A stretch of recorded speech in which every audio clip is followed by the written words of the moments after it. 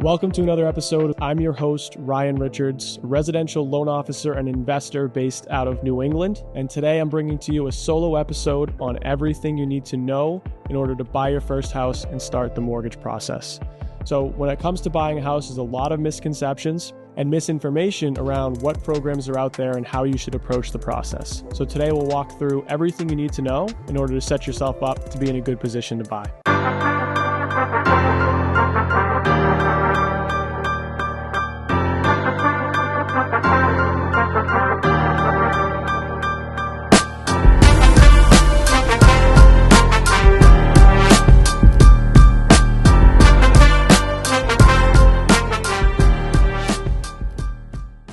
So when it comes to going through the mortgage process, it's really important to understand that a lot of the pieces that go into a mortgage are very much fluid in nature.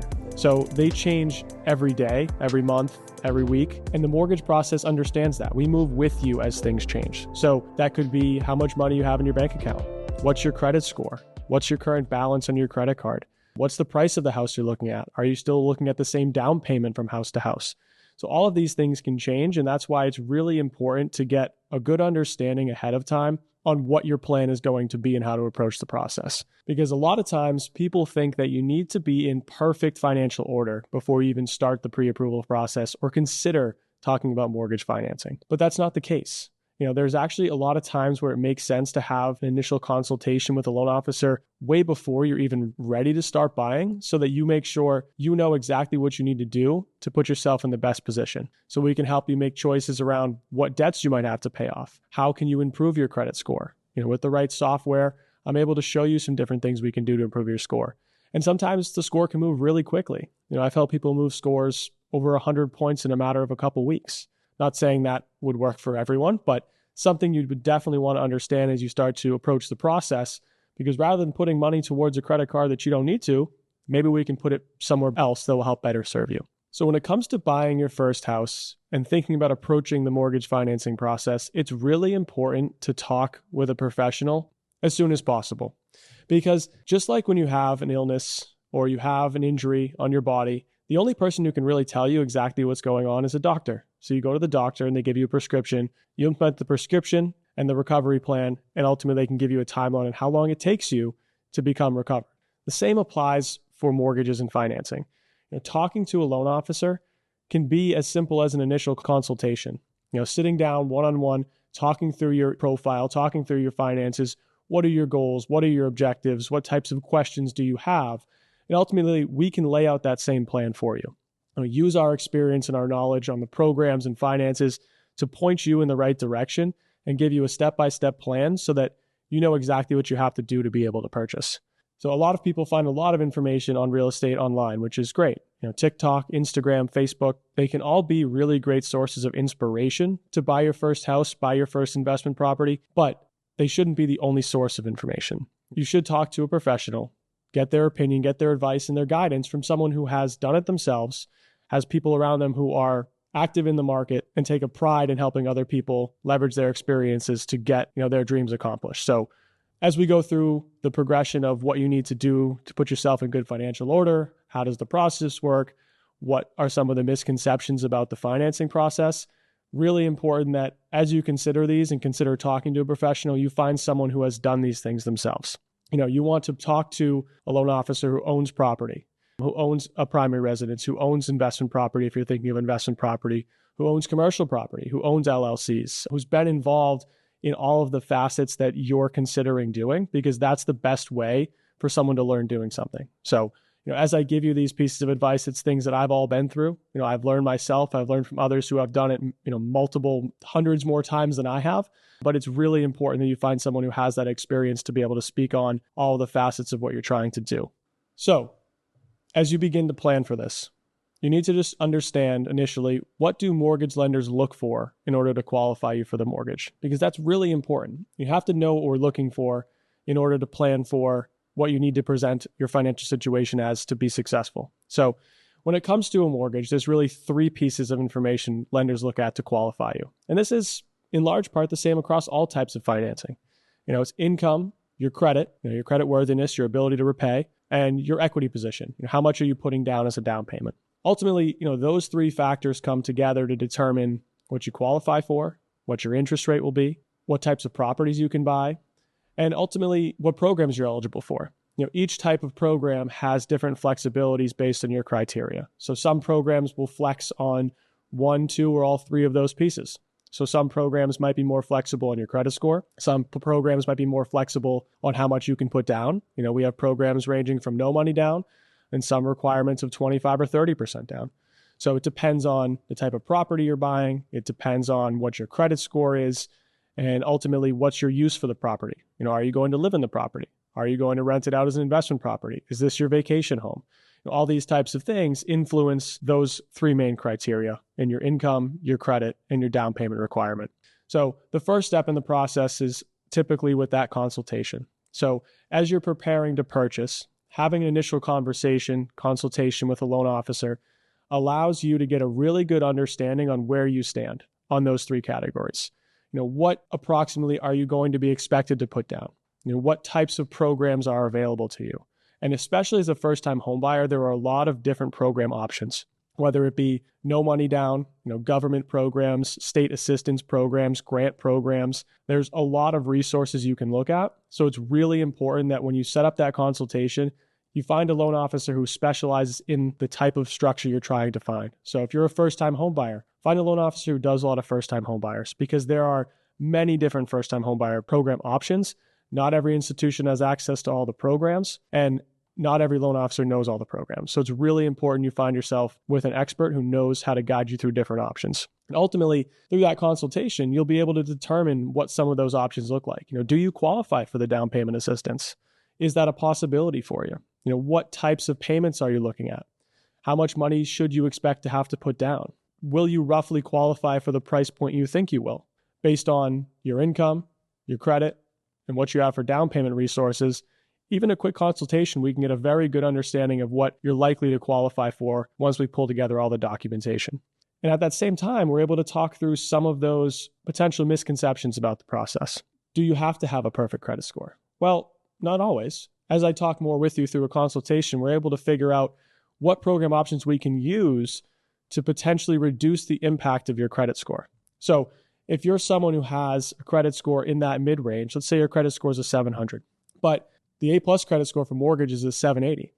You might be saying, well, I need to get to a 780 before I can buy a house because I want to save the most amount of money possible.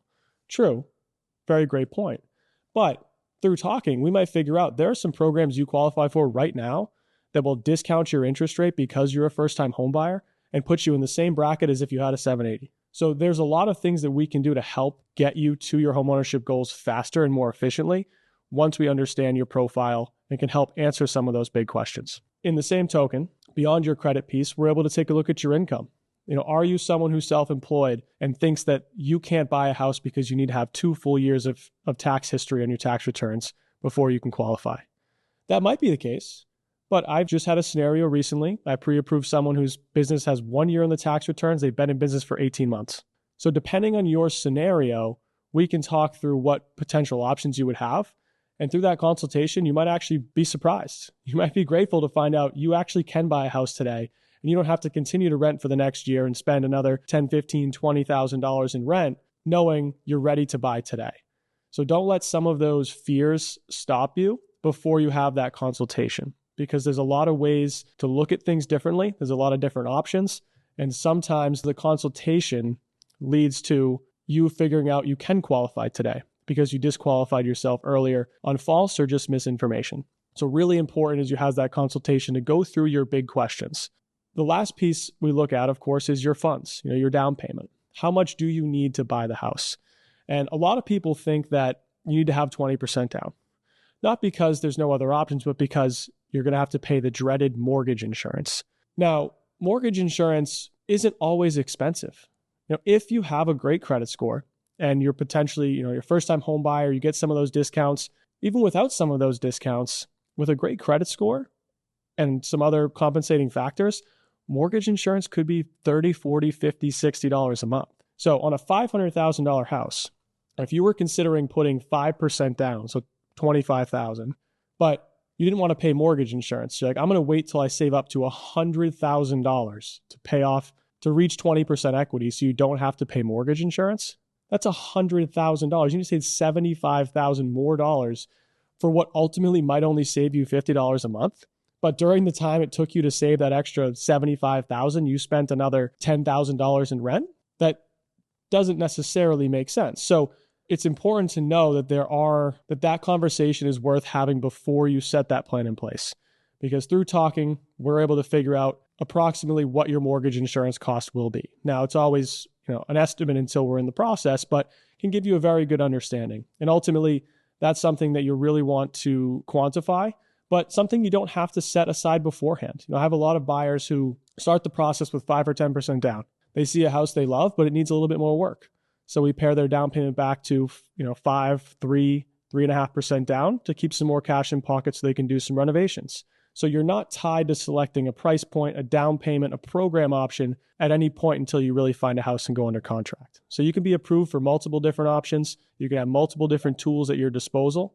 And ultimately, depending on the scenario, we're able to pick and choose which program you'd like to use based on what you need to accomplish your goals. So really important, through that initial consultation, you talk through a lot of these questions, talk through your scenario.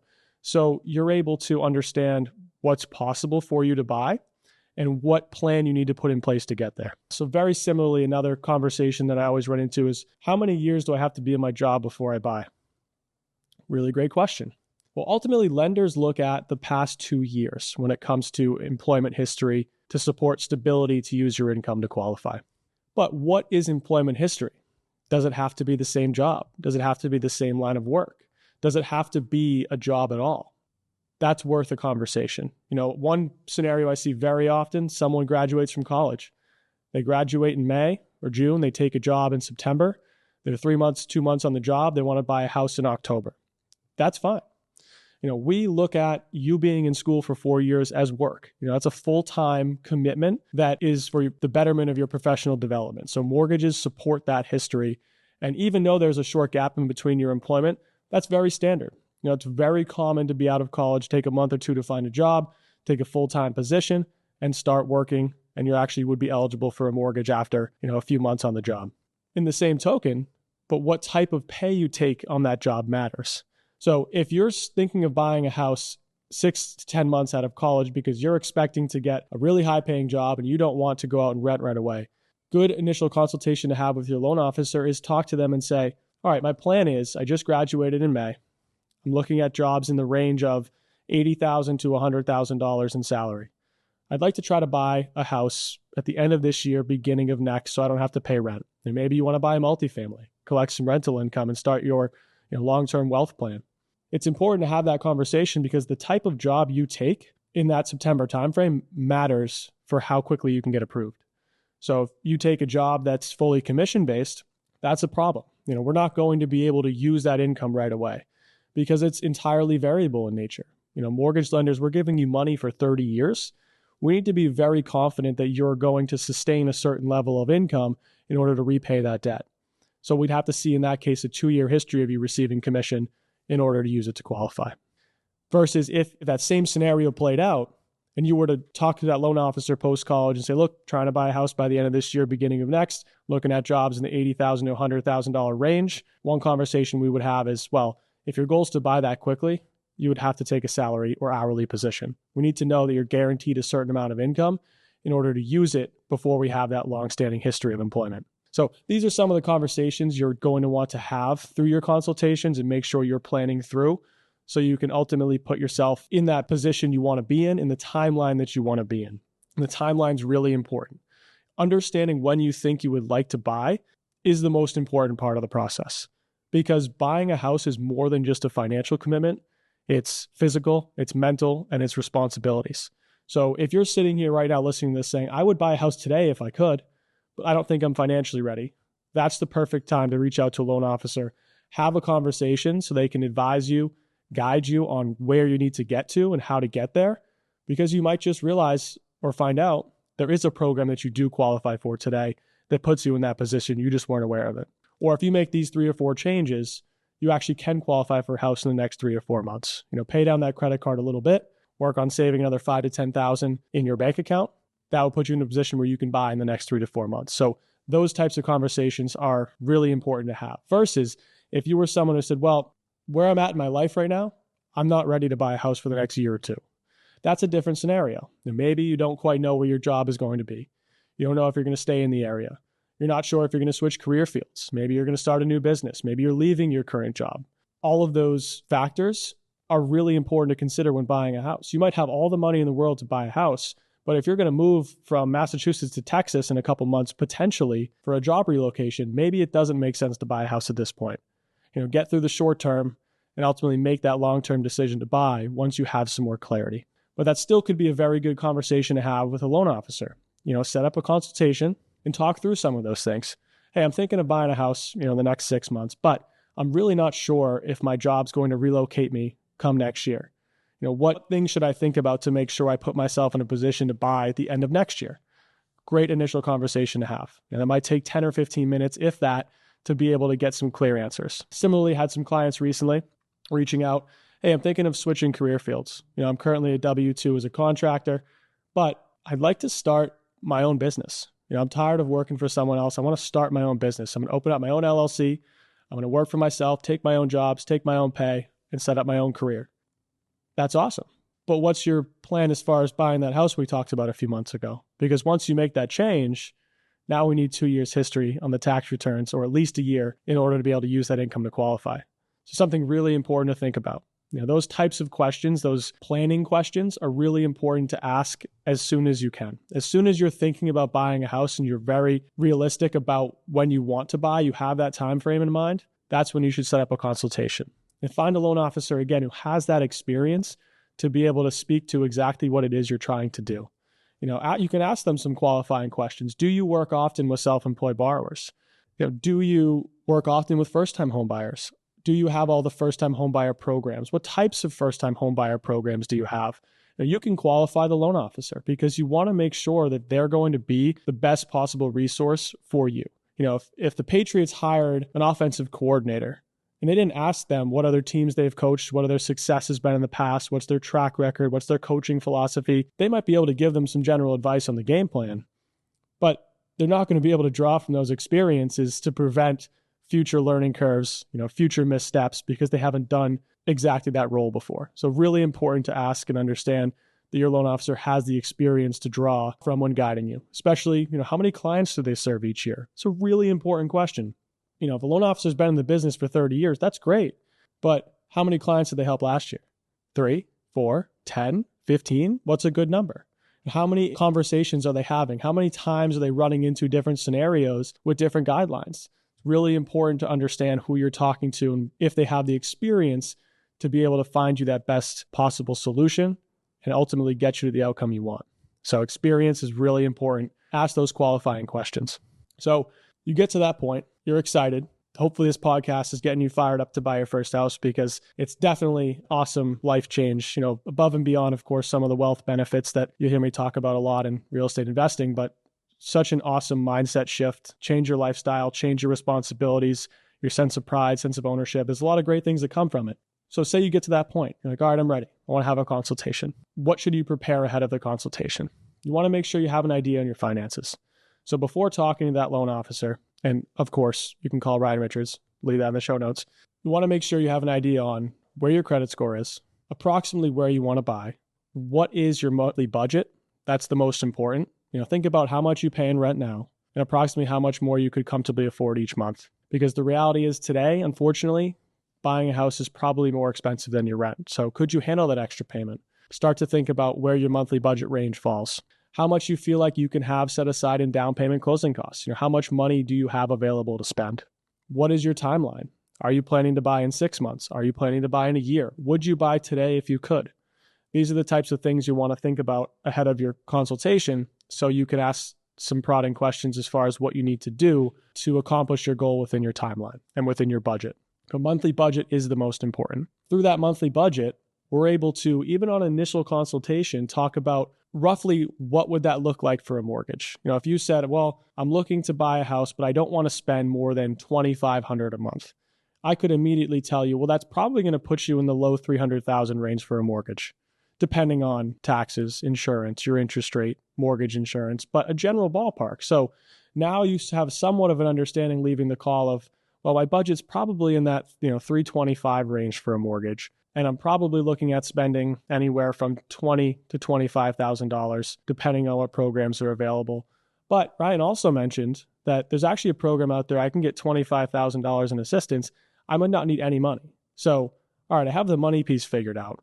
You leave the consultation thinking, well, now I just need to work on my savings plan, generating more income, because I want to be able to buy that house for $400,000. So I'll need to either make more money or put more money down. So how can I figure out what's necessary to get to that point where you can buy that $400,000 house while keeping your payment in line with your budget? And those are conversations you can have through the consultation. Just come prepared with some of those thoughts ahead of time. Once you're actually ready to take the next step for pre-approval, it's fairly simple. All we look for is documenting those same three pieces that I mentioned in the beginning: your income, your credit, and your equity. How much are you putting down? What do you have in the bank? So ultimately, the process looks fairly simple. It's an application. We need to know a little bit about you, where you live, how long you live there, what's your job, what do you do for work, how long have you been at that job. Look at your income, we'll pull your credit, and we'll take a look at what you have in the bank. So we'll look at W-2s, your pay stubs, your bank statements, and we'll pull a credit report. Ultimately, all of those things can be done online. There's a lot of software that helps us make things easier for you. A lot of times we can get your income information for you. We can get your assets verified electronically. We can pull your credit online. So it makes a lot of the process easy and accessible. So you can do it from your laptop. Maybe takes 5, 10, 15 minutes to do the application. But that initial application confirms all the numbers that you've already talked about on your initial consultation. So we'll run the numbers on your income. We'll look at what you have for debts. We'll look at your proposed purchase price. Look at some monthly payments. We'll go over what is in your mortgage payment, what factors go into your mortgage payment, what will interest rates potentially look like, what program options do you have, what are closing costs, what makes up closing costs, how does the closing process work. We'll walk from start to finish through what that looks like. When do you talk to your loan officer again once you get that pre-approval letter? After you go over numbers, where do you go from there? And we can certainly walk through a logical process so you know exactly what needs to happen from that pre-approval session until you get that house under contract and ultimately close. And once you have your pre-approval letter in hand, that's when you can really start to focus on the property. Where do you want to live? What type of house do you want to be in? Do you want a bedroom on the first floor? Is a certain type of house more attractive to you? Do you need to have a garage? Do you want to be downtown, outside of the city, in a more rural area, suburban area? Do you need to be close to transportation? Do you want to be close to the beach, close to the water? That's where you can focus on the fun stuff. What does your house look like? Imagining having fires in the backyard, whatever the case. But you can only really start to do that realistically once you know what you can qualify for and afford. Because if you go out without a pre-approval, even if you just have a consultation, you talk to a loan officer, you figure out about what you can qualify for, and you go start looking for 2 or 3 weeks. You go to open houses, you're driving to showings, you're driving around with your realtor, and you don't have a pre-approval.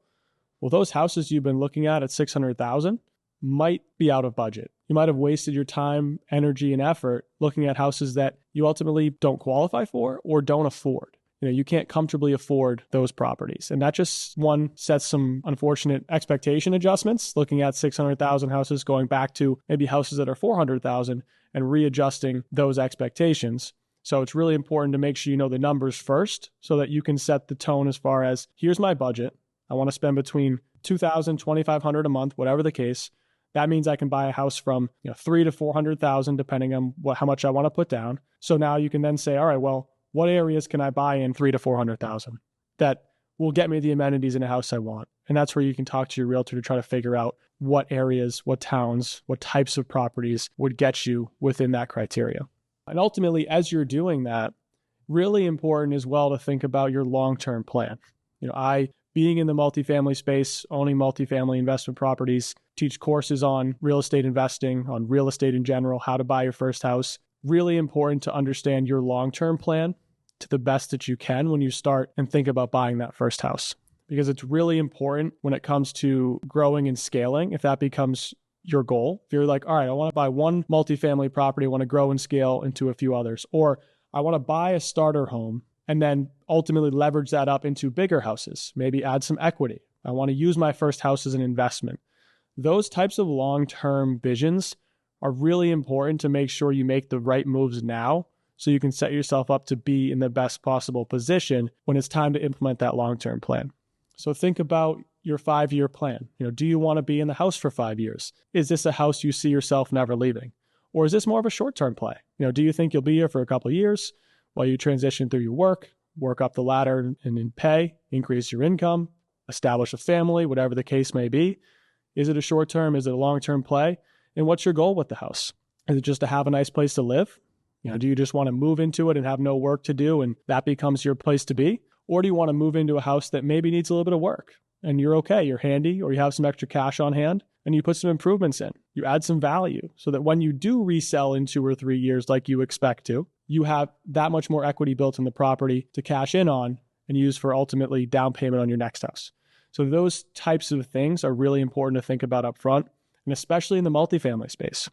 How you go about building a portfolio or buying multiple properties over a short period of time, those steps become that much more important. Do you buy a 4-family first, or should you buy a 2-family? Do you leverage that first-time home buyer program first, or does it make sense to go in a different direction? How much should you put down in that first multifamily? Yeah, the property might cash flow better at 10 or 15% down, but if you put 10 or 15% down on the property, that's an extra 10% you don't have for the next one. And it's very difficult to get access to the cash that's already in the house. So it might make sense to stay a little bit more cash heavy, keep some liquidity on hand so you can prepare to buy that next property in another year, 2 or 3 years. So how you go about things is important. And the only way to properly create a plan to accomplish your goal is to know not only the short-term vision, what do you want to accomplish now for the next 1, 2, or 3 years, but where do you see yourself going in 5 or 6 years, 7 years, 8 years, 10 years? Because once you have that long-term vision laid out, we can start from the beginning and say, what do you need to do today with the property, with the type of property you're buying, with the strategy we're going with how much cash you're spending, the areas you're buying in order to set the foundation so you can achieve whatever that long-term goal becomes. So hopefully you found this episode helpful. I'm going to continue to do solo episodes in the future where I really deep dive on topics that I feel like people would benefit from hearing. So if you found this episode helpful at all, please like it, share it, leave a review. It's how more people can hear the same conversation you did, hopefully provide value to as many people as possible. If there's topics you want to hear me cover, please leave comments, please DM me. I'm more than happy to touch on the topics that people want to hear. Otherwise, if you want to set up an initial consultation with me, certainly happy to help. You can find me on Instagram, Finance with Team Richards. My email, probably not my cell phone. Everything else will be linked within the description below, and certainly Google my name. You can find plenty of information and know where to find me. Thanks for listening.